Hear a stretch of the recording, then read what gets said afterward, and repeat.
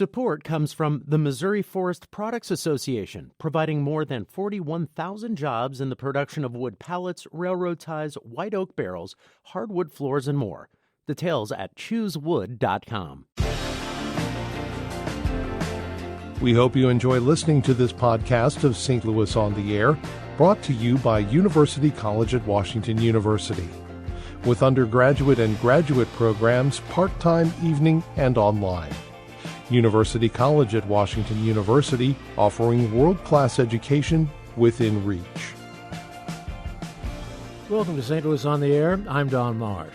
The group of black Washington University students were accused of leaving a Clayton restaurant without paying their bill. Police detained them briefly until it was determined they were innocent. With me in studio are St. Louis Public Radio's Holly Edgell, our race, identity, and culture editor, and race and culture fellow reporter Chad Davis. Thanks, guys, for being with us. Good to have you. Thank you. Thank you. Holly, let me begin with you. A lot of apologies over this matter. Does it end it all?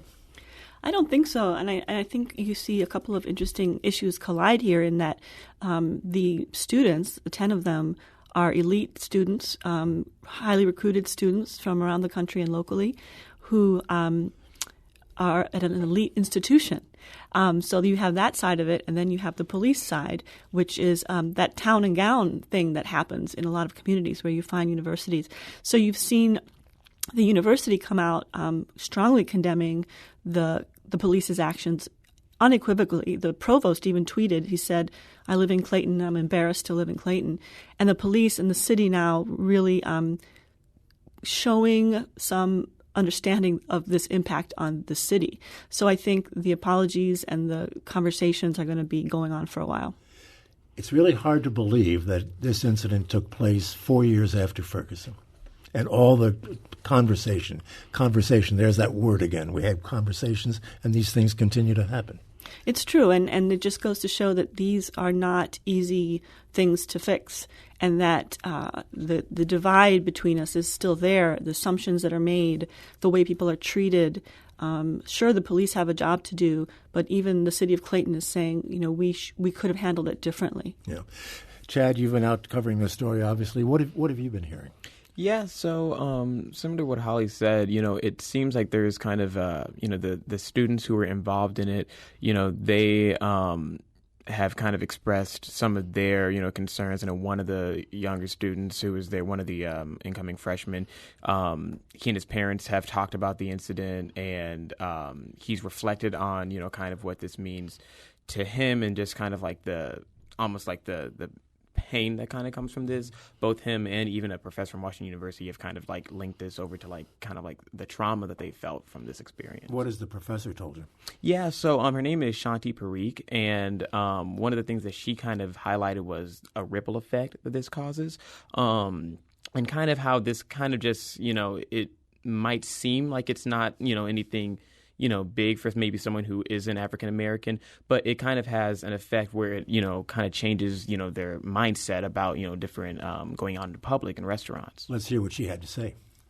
It has a ripple effect, and it makes other black families feel unwelcome and feel like they are always going to be targets of being called, the police having called on them, and then the police not giving them the benefit of the doubt. It's an old story. Right, exactly. Yeah. And in terms of what happens now with regard to the police, Holly, are they going to undergo any kind of training or something to try to offset what happened the other day? Well, they did send out a statement, and it's reported, Chad reported on it, and we have it on our website, saying just that. They're going to have to be re-examining the way they train, as well as just how they interact with people. So I think that that's going to be a big part of what they do going forward. Again, we've seen a lot of organizations take a break to do training and talk about bias, and the jury's out as to how effective those things are, especially in a community like ours where these feelings and bad feelings and misunderstandings are so ingrained. wonder what the students are saying, Chad. Yeah, so Teddy Washington, he was even on CNN maybe yesterday morning, and he and his parents had talked about the incident. And I mean, Teddy is kind of, taking it in stride, this event. He's kind of now, just really wanting to kind of just use his, use kind of like the strength and his power to kind of just make the world a better place, is what he said. So it would have been It would have been great to be a fly on the wall when yesterday when some of the families and students met with police and city officials, because the city said something. They came away really impressed with how the students were teaching them something about the situation. They really seem to have, again, it's difficult and damaging, but they seem to be really mature for freshmen and really sort of explaining to the authorities, this is why it hurts. And to have to be in that position, coming into a new school, not all of them are even from this area, and get that shock of, wow, this is where I've chosen to go to college. What was the name of the young man you spoke to? Yeah, Teddy Washington. I know I have a voice and I can make some change, so my next move is to just do what I can to I guess, make the world a better place to live in, and I think this is a good start. So that's the young man who you mentioned earlier who was on CNN yesterday. He does sound very mature, Holly.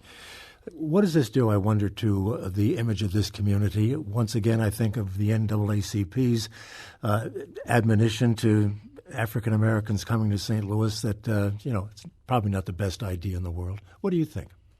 I think that it doesn't help, but I also think that the way we respond is looked at. People, unfortunately, the national spotlight doesn't stay sometimes long enough to see how we respond. But I do think that the way the university has been very vocal, and individual professors like Shanti and others have really been irate and vocal about it, I think that counts for something. Unfortunately, I do think that we get the headlines of the incident, and sometimes the rest of the country doesn't see what happens afterwards. But my feeling is that we're in a moment where these conversations are happening because of Ferguson. And even though incidents continue, we hope that we can sort of out people who are doing the wrong thing, and by talking and really getting to understand each other. Chad, there's that word again, conversations. I don't know how many times we heard it following the Michael Brown shooting, but it just seems that we have these conversations and that things don't change.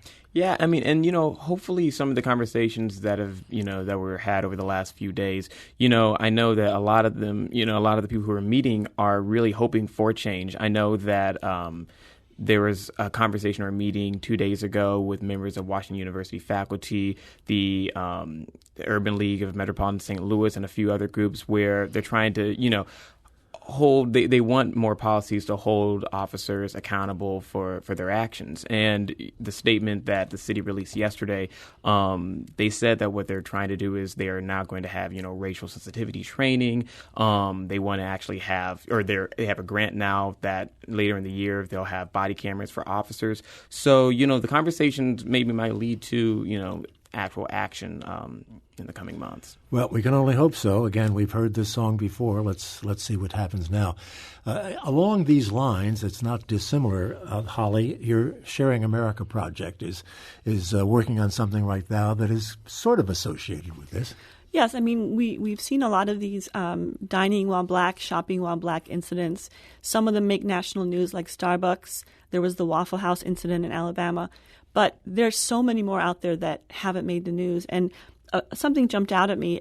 Black Americans, African Americans, are responsible for over $1 trillion in consumer purchases every year. And to think that a black person could go into their favorite retailer and not feel like they're welcomed, or their dollars are welcomed, or their presence is welcomed is quite an affront. So basically, I created a map using Google Maps, a very basic map, but and then I did some research about where these incidents are happening, and I found 22 incidents, most of which did not make national news, where either the police or security were called, There was video or social media to show what happened, and the store had to do something like apologize, fire somebody, close the store. And if you look at the list, it's a litany of your national name brand restaurants and chain stores.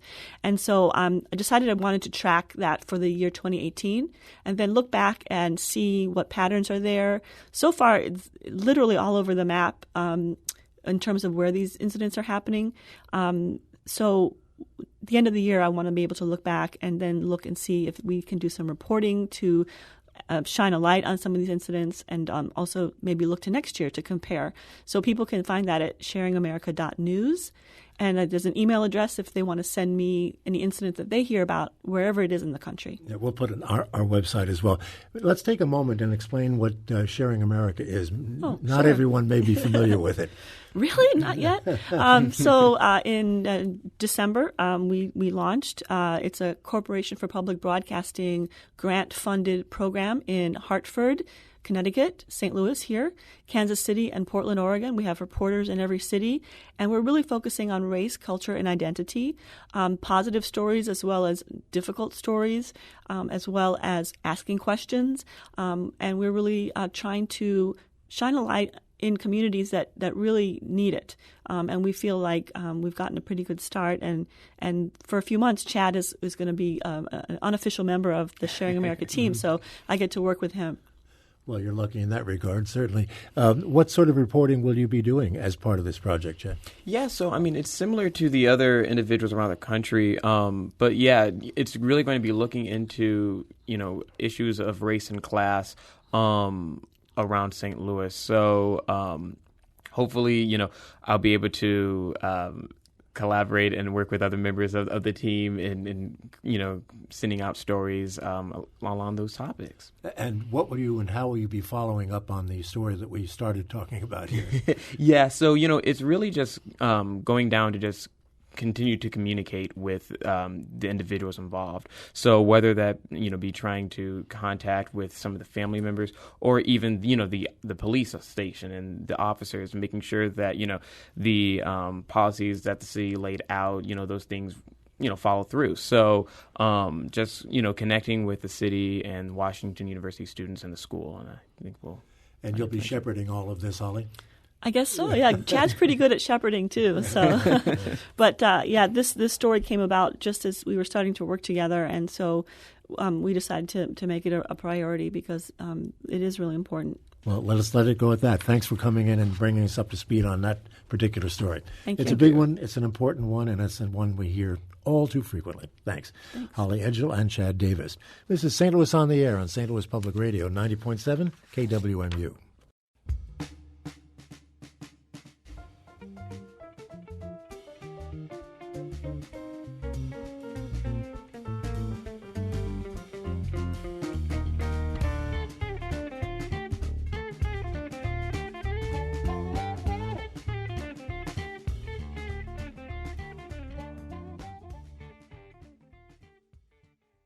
Support comes from Missouri Forest Products Association, committed to sustainable and sound conservation of the state's forests, which support more than 41,000 Missouri jobs, resulting in a $10 billion industry. ChooseWood.com.